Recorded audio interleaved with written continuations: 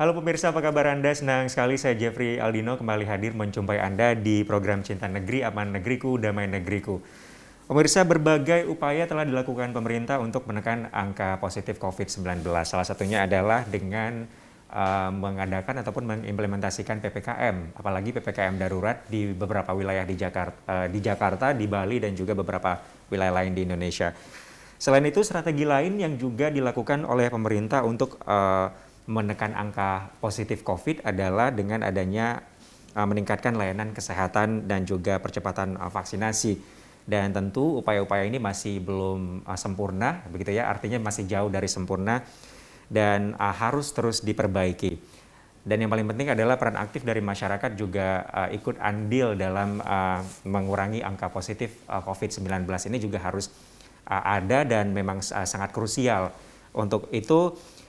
Dan yang paling penting lagi adalah itu tadi, sepertinya masyarakat juga harus memberikan dampak yang positif ataupun harus ikut berpartisipasi dalam mengurangi angka positif COVID-19 ini. Tapi sayangnya memang kalau kita lihat saat ini di masyarakat masih banyak sekali masyarakat yang juga kemudian enggan untuk mengikuti vaksinasi yang dilakukan oleh pemerintah.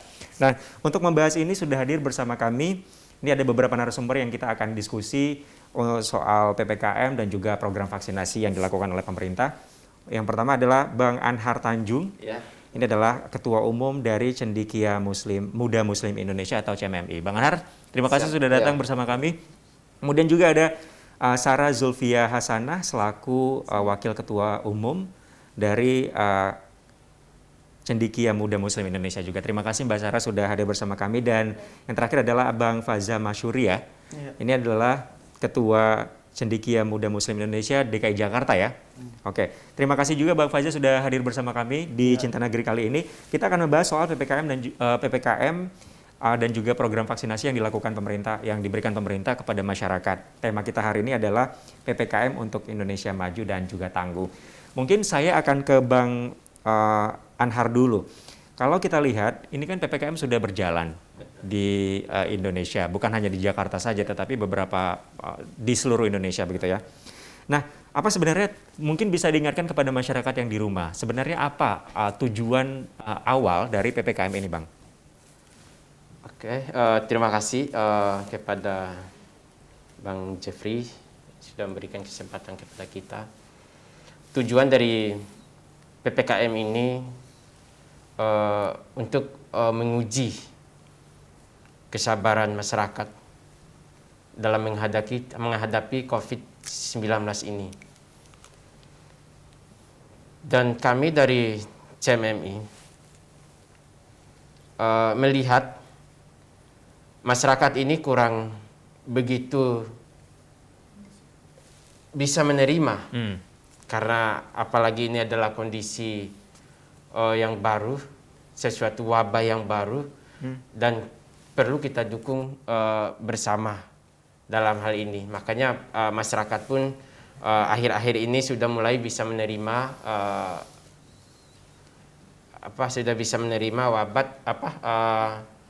vaksinasi terhadap COVID-19 ini. Artinya masyarakat sudah menerima vaksinasi, tetapi walaupun masih ada juga yang belum menerima walaupun vaksinasi. Ada yang masih belum. Oke, mungkin ke Mbak Sarah dulu. Mbak Sarah, kalau kita lihat ini implementasi dari PPKM di Indonesia seperti apa? Apakah sudah berjalan dengan baik atau seperti apa? Menurut saya, terima kasih untuk Bang Jeffrey. Menurut saya implementasi di seluruh Indonesia ya, yang saya sudah mulai kondusif menurut saya. Dari PPKM ini ada beberapa yang memang sudah mulai masyarakat mulai menerima gitu, mulai menerima bahwasanya dari adanya pandemi COVID-19 ini pemerintah pun memberikan regulasi yakni PPKM ini untuk kemaslahatan masyarakat tersebut seperti itu. Adakah perbedaan antara PPKM darurat? Kalau kita tahu kan bahwa sebelum PPKM darurat kan ada PPKM mikro. Apakah ada perbedaan? Mungkin ke Bang Faza dulu. Apakah ada perbedaan khusus atau ada treatment khusus antara PPKM darurat dengan PPKM mikro ini? Ya, terima kasih Bang Jeffrey. Ya, menurut saya kalau PPKM darurat dan PPKM mikro ya, mungkin kalau PPKM mikro itu lebih masih bisa dijalankan dari sektor-sektor finansial atau yang kebutuhan ekonomi. Itu pun dikurangi 50% dari pemerintah. Dan kalau yang darurat itu memang benar-benar stuck di situ aja gitu. Untuk masyarakat yang sama sekali kita tidak boleh ada kegiatan keluar yang memang sama sekali itu tidak penting kan gitu. Nah, kalau yang mikro itu masih bisa berjalan, yang di sektor ekonomi atau yang lebih penting, artinya tidak ada resesi di dalam negara kita ini. Karena kan pemerintah ini di sisi lain adanya pandemi COVID-19 ini, kita harus bisa menyelamatkan ekonomi juga gitu. Kalau ekonomi kita anjlok, negara kita juga nggak akan bisa seimbang begitu kira-kira Mas. Jadi pemerintah lebih bisa menstabilkan di antara keduanya itu.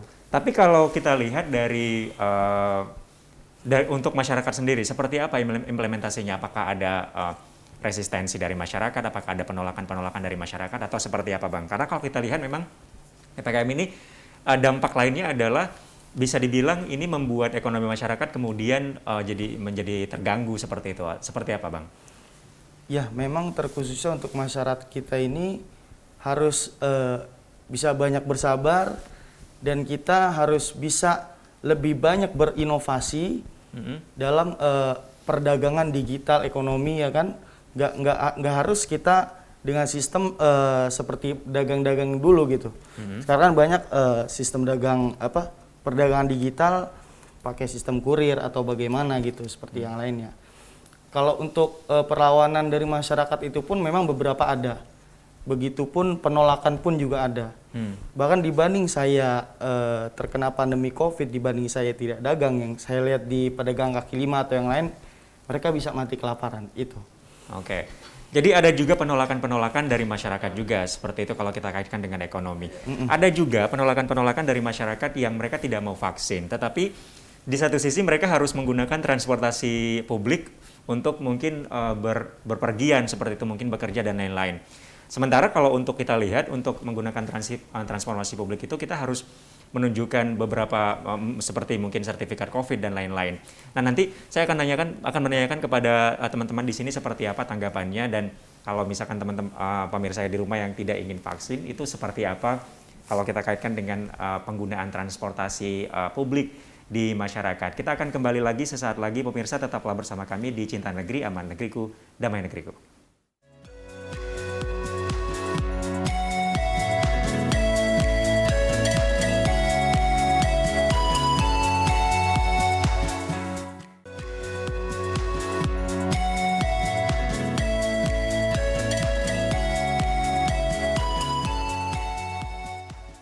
Terima kasih pemirsa, Anda masih bersama kami di Cinta Negeri, Aman Negeriku, Damai Negeriku. Tema kita hari ini adalah soal PPKM untuk Indonesia Maju dan juga Tangguh. Tadi obrolan kita sempat terpotong soal masyarakat yang ingin bepergian menggunakan transportasi publik, tetapi mereka belum vaksin gitu.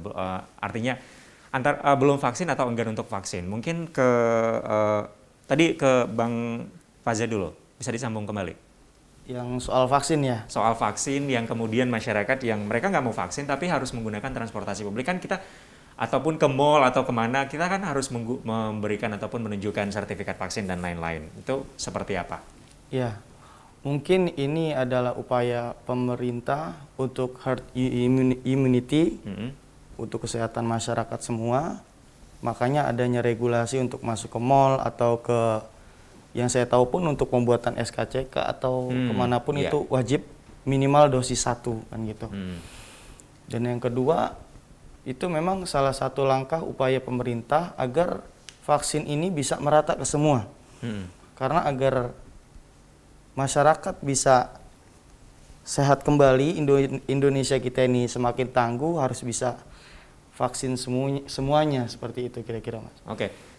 Dan satu lagi yang paling penting adalah kalau kita bicara soal PPKM, tadi sempat disinggung juga adalah soal ekonomi. Tapi dibahas secara global gitu ya, secara menyeluruh soal ekonomi.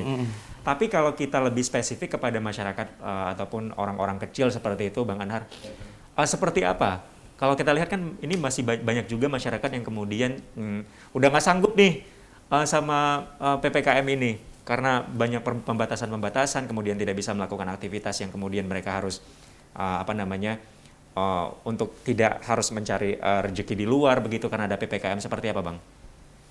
Memang dari awalnya pemerintah ini memperlakukan itu PPKM darurat ini tidak diibarengi dengan program-program yang membuat mereka ini bisa menerima. Program seperti apa itu maksudnya? Program misalkan awalnya itu program kayak paket sembako dan lain sebagainya.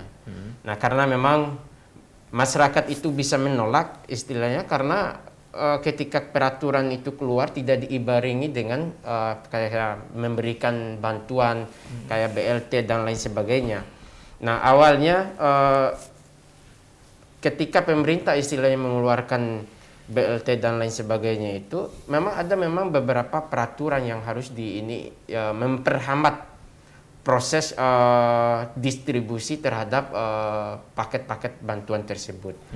Dan alhamdulillah akhir ini saya melihat semua lini itu udah bergerak semua, baik dari TNI, Polri, ke para menterian. Saya melihat sudah mulai bergerak semuanya. Seperti apa, Bang, hasilnya, Bang? Kalau kita lihat dari sekarang ini seperti apa? Saya melihat sekarang ini walaupun istilah diperlakukan PPKM darurat, saya melihat respon masyarakat itu sebagian besar sudah bisa menerima terhadap kondisi ini. Dan hal-hal yang memperhambat selama ini saya melihat itu terkesan kebanyakan masyarakat itu memperhambat proses percepatan vaksinasi ini. Jadi justru masyarakatnya yang memperhambat dengan berbagai isu-isu yang menakutkan buat mereka ini. Contohnya seperti apa? Misalkan kalau misalkan divaksin ada dipasang cifla, nanti bisa jadi zombie, bisa jadi ini. Nah, hal-hal kayak gini kan bagi masyarakat awam itu sangat sensitif sekali.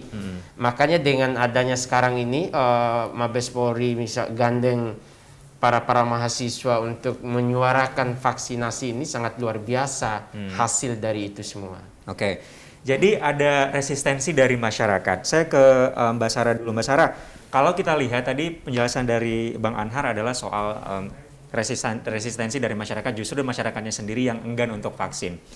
Apakah ada strategi khusus yang dilakukan oleh pemerintah untuk mengajak masyarakat untuk ikut vaksin? Apakah ada semacam campaign atau seperti apa? Baik, yang saya lihat sih, ini yang saya langsung lihat di lapangan bahwasanya pemikiran mereka itu perspektif mereka tentang vaksinasi ini ada menyangkut pautkan dengan politik, yang dimana ada beberapa kubu yang mereka itu mendukung Pak Prabowo itu sebagian besar hanya ikut-ikutan atau kebanyakan itu membuat isu bahwasanya vaksinasi ini akan berdampak negatif buat mereka seperti itu. Dan ada beberapa yang dimana kubu pendukung Pak Jokowi justru berpartisipasi penuh, bersinergis untuk mensukseskan vaksinasi tersebut. Oke. Satu hal lagi yang paling penting adalah kita tahu bahwa pemerintah, kemudian TNI dan juga Polri sudah ikut memberikan berbagai cara untuk menekan angka positif dari COVID-19. Kayak ke Bang Faza dulu, Bang Faza. Kalau kita lihat kan itu tadi pemerintah TNI Polri sudah memberikan berbagai macam imunisi lah kepada masyarakat untuk ayo ikut vaksin dan lain-lain. Nah, kita nih sebagai anak muda harus seperti apa? Apakah kita sudah memberikan andil penuh ataupun apakah kita sudah cukup berpartisipasi dalam menekan angka COVID-19 ini atau seperti apa? Ya, harusnya dari kita ini tidak hanya sekedar ikut vaksinasi saja. Kita ini sebagai kaum milenial, sebagai pemuda Indonesia harus bisa kiat menyerukan vaksin. Apa itu? Bentuk konkretnya apa? Seperti apa? Ya memang salah satunya harus banyak strategi karena Indonesia ini banyak lika-likunya gitu. Gak bisa dengan plan A itu langsung rapih, nggak bisa begitu kalau menurut saya. Memang banyak, makanya langkah-langkah yang diambil ya untuk segala sesuatunya butuh sertifikat vaksin gitu kan, karena memang vaksin ini sudah disediakan oleh pemerintah gratis untuk masyarakat. Akan tetapi karena masyarakat banyak yang menerima daripada berita-berita hoaks, termasuk saya pun pernah menjadi korbannya juga, Bang. Pengen vaksin itu takut juga karena dari teman-teman saya bilang itu lemas atau gimana. Cuman alhamdulillah saya sudah vaksin sampai 2 kali. Oke. Jadi kita sebagai anak muda harus apa? Ya harus bisa menyerukan juga. Harus menyerukan juga. Menyerukan juga karena ini demi untuk Berarti kebaikan kita semua. dari mungkin dari menggunakan sosial media seperti itu kali ya, harus lebih aktif lagi untuk membantu pemerintah, TNI dan juga Polri. Bang Anhar, ini kan Bang Anhar ini teman-teman ini adalah dari CMMI. Apakah CMMI juga ikut memberikan apa ya semacam kontribusi juga untuk merendahkan ataupun mengurangi angka positif COVID-19 ini? Apa yang teman-teman lakukan di sana? Apakah ada juga?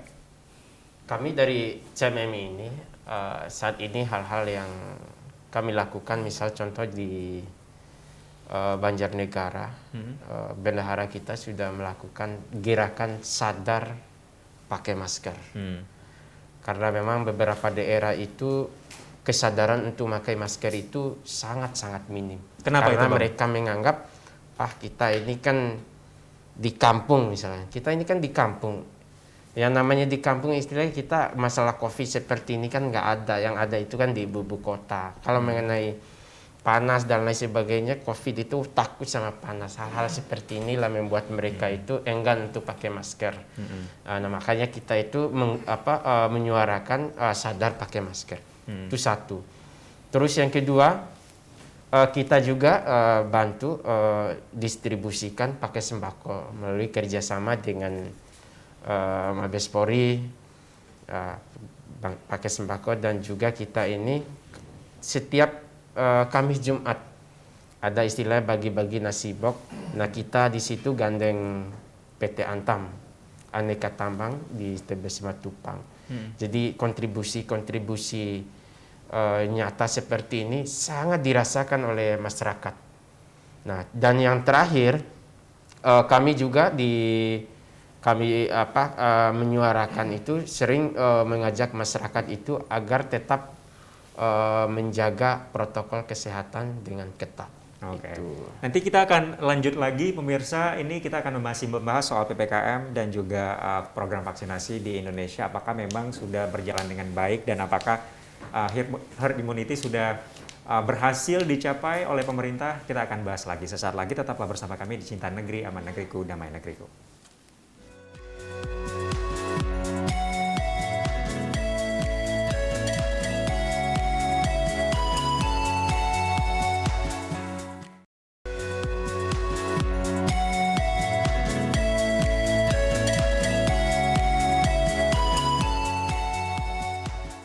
Ya, terima kasih pemirsa, Anda masih bersama kami di Cinta Negeri, Aman Negeriku, Damai Negeriku. Kita masih membahas soal PPKM untuk Indonesia Maju dan juga Tangguh. Kalau kita bicara soal PPKM pemirsa dan juga soal bagaimana upaya pemerintah untuk menekan angka COVID-19, apakah memang herd immunity di Indonesia sudah mencapai seperti apa yang diharapkan? Mungkin ke Bang Faza dulu.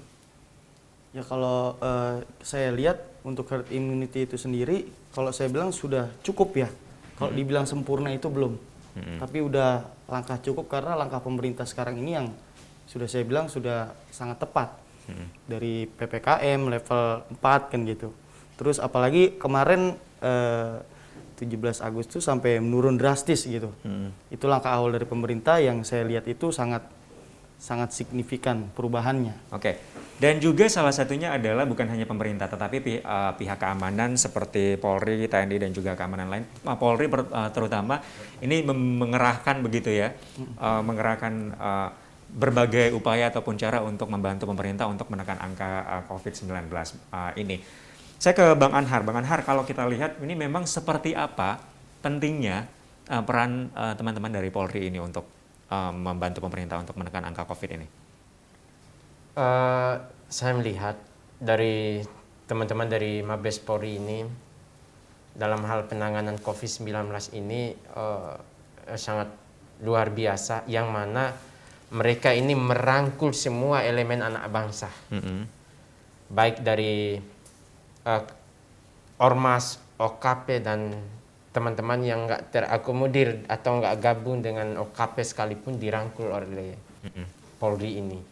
Ini saya rasa ini langkah yang tepat untuk menekan laju penyebaran COVID-19 ini.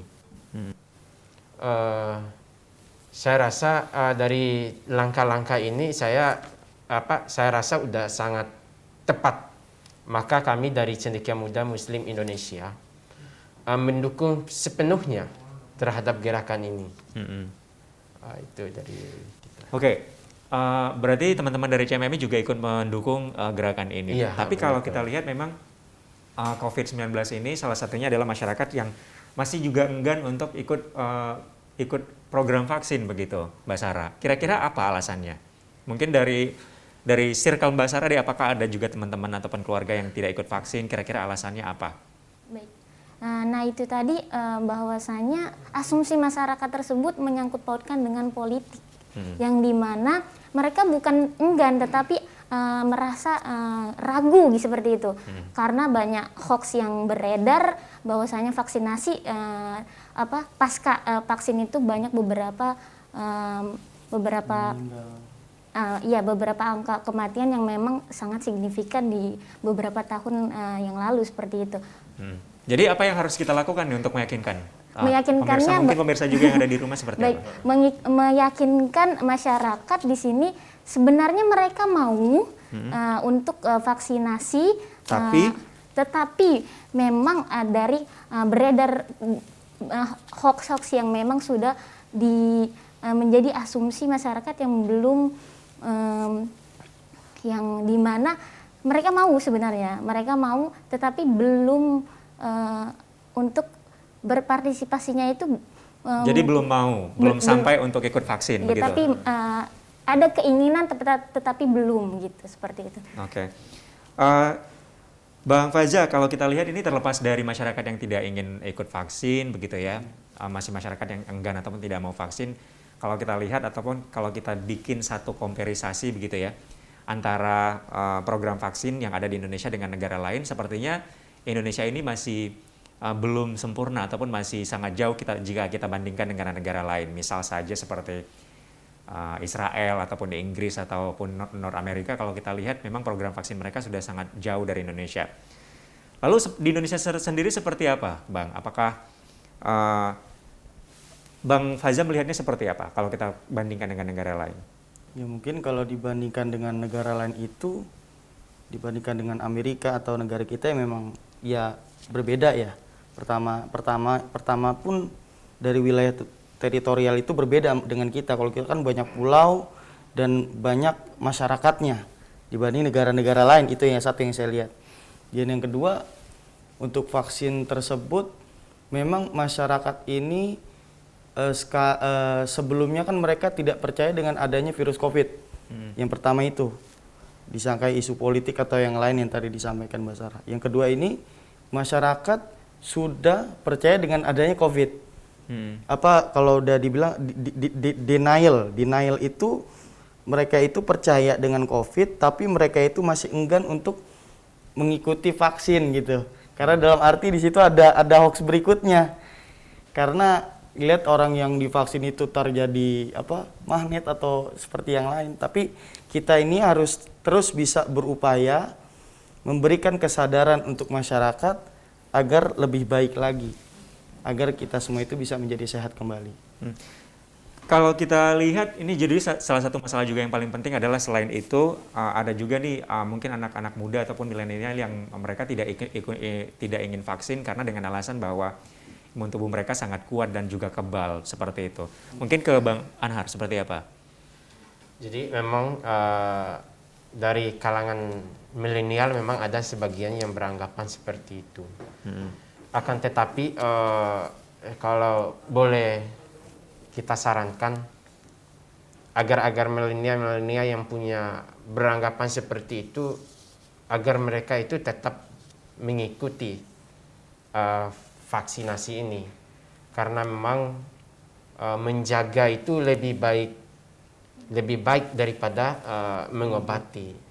Itu dari. Oke. Mungkin ini karena waktu kita sudah tidak banyak begitu ya, apakah teman-teman akan kalau kita lihat teman-teman apakah juga ikut memberikan support yang positif begitu kepada pemerintah mungkin atau kepada teman-teman Polri dan juga TNI dan pihak keamanan lainnya, seperti apa mungkin dari teman-teman CMMI? Kami dari Cendekia Muda Muslim Indonesia mendukung dan berkomitmen untuk mendukung program vaksinasi ini dari pemerintah. Dan kami sangat berterima kasih dengan Mabes Polri bisa bersinergi dengan OKP dan ormas-ormas sehingga angka COVID-19 ini akhir-akhir ini bisa menurun secara drastis. Mungkin Mbak Sarah ada tambahan? Baik, bahwasanya kita ini betul sekali tadi menurut Bang Anhar bahwasanya kita organisasi kepemudaan Muslim Indonesia mendukung penuh serta menyuarakan tingkat meminimalisirkan tingkat kematian atau penyebaran COVID-19. Oke, Bang Fajar sedikit aja. Ya, closing. Apakah seperti apa tadi menyambung teman-teman yang lain? Ya untuk masyarakat Indonesia, yuk kita vaksin bersama demi kesehatan Indonesia. Oke, Bang Anhar Tanjung, terima kasih sudah hadir bersama kami dan juga Mbak Sarah Zulfi Hasanah, terima kasih sudah hadir dan juga Bang Faza Masyuri, ini dari teman-teman dari Cendekia Muda Muslim Indonesia, terima kasih sudah hadir bersama kami di Cinta Negeri dan juga pemirsa terima kasih untuk Anda yang sudah menyaksikan program kami kali ini di Cinta Negeri, Aman Negeriku, Damai Negeriku. Jangan lupa untuk selalu menggunakan masker, cuci tangan dan juga hindari kerumunan. Jeffrey Alino pamit undur diri, terima kasih, sampai jumpa.